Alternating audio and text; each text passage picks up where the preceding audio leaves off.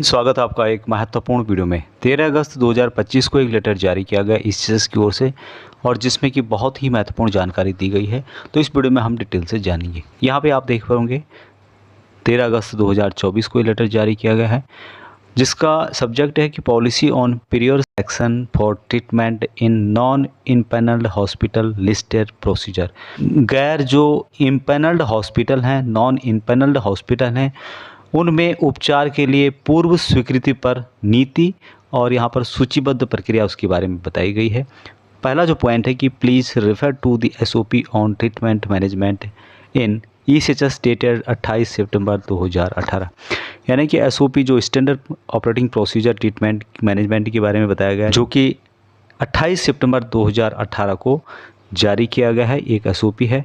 दूसरा जो पॉइंट है यहाँ पे ये कि prior approval for treatment at non-impaneled hospital is accorded by Director RC ECHS except for following disease which is accorded by MD ECHS and takes longer time causing inconveniences to beneficiaries। यानी यहाँ पे बताया गया है कि गैर जो empanelled hospital हैं उनमें उपचार के लिए पूर्व जो अप्रूवल है वहाँ director RC ECS regional centre ECS के द्वारा दिया जाता है। Except the following disease, except जो यहाँ पर फॉलोइंग डिजीज बताए गए हैं इनका जिक्र किया गया है, इनको छोड़ करके जो अप्रूवल है वहाँ एमडी ईसीएस के द्वारा दिया जाता है और इसमें अधिक समय लगता है और जिससे कि लाभार्थियों को असुविधा होती है। तो यहाँ पे कौन कौन से डिजीज़ हैं जिसके लिए अप्रूवल एनबीएसएस के द्वारा दिया जाता है, जिसमें कि मेजर कार्डिक सर्जरी है, उसके अलावा इंटरवेंशनल कार्डियोलॉजी है, ऑन्कोलॉजी है, ऑर्गन ट्रांसप्लांट केसेस हैं, जॉइंट रिप्लेसमेंट केसेस हैं, मेजर न्यूरो सर्जिकल है, न्यूरोलॉजी केसेस हैं और साथ में बैरिएट्रिक सर्जरी के मामले हैं। 3 नंबर जो पॉइंट है उसमें बताया गया है कि the matter has been discussed with the component authority.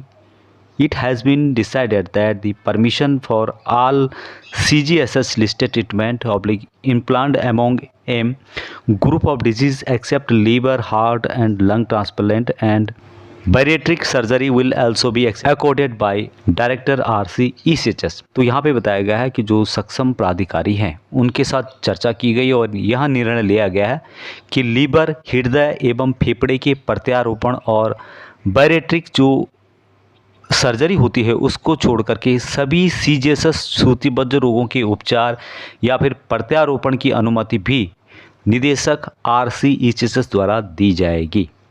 ये जो बीमारी यहाँ पे बताई गई है इन सब के लिए आपको अनुमोदन या फिर आपको जो अप्रूवल लेना होगा अभी डायरेक्टर आरसी ECHS के द्वारा लेना होगा, क्योंकि इसके लिए बहुत टाइम लगता था और मरीजों को परेशानी होती थी। जो पहले एमडी ECHS देते थे उसको अभी डायरेक्टर आरसी ECHS के द्वारा उनको पावर दिया गया है। 4 नंबर जो पॉइंट है कि all CGSS unlisted treatment implant among em diseases as well as following listed treatment procedure will continue to be accorded by MD ECHS। मतलब कि इनका बताने का मतलब ये है कि जो भी सभी जो सीजीएसएस असूचीबद्ध उपचार या फिर प्रत्यारोपण तथा साथ ही निम्नलिखित सूचीबद्ध उपचार एमडी ECHS द्वारा प्रदान की जाती रहेगी, जिसमें कि liver transplant, heart transplant, lung transplant, treatment for infertility, साथ में occupational therapy, speech therapy and applied behaviour analysis, ABA जिसको बोलते हैं based behaviour therapy in individual with ऑस्टिम स्पेक्ट्रम डिसऑर्डर जो होता है ASD जिसको बोलते हैं, non autistic person, children with ADHD and specific learning disability. ये सभी जो परमिशन है अथॉरिटी है यहाँ एमडी ECHS के द्वारा दी जाएगी। Any other listed procedure is future for which technical committee member will be from central organisation publish time to time.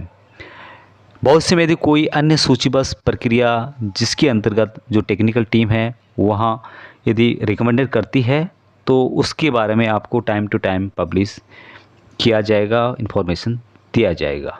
Number जो पॉइंट है कि this will further reduce the timeline of approval of extend spectrum of disease and in turn reduce inconveniences to beneficiaries।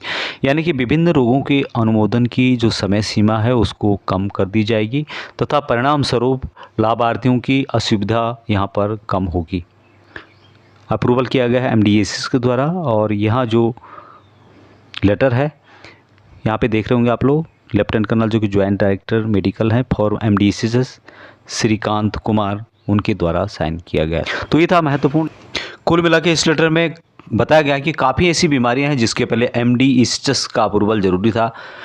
अभी उन बीमारियों के लिए आप RCHSS जो कि आपके एरिया में पड़ेंगे, रीजनल सेंटर ECHS, उनसे परमिशन ले सकते हैं। आपको MDHSS की परमिशन की आवश्यकता नहीं पड़ेगी, जिसकी आपको परेशानी कम होगी और समय की बचत होगी।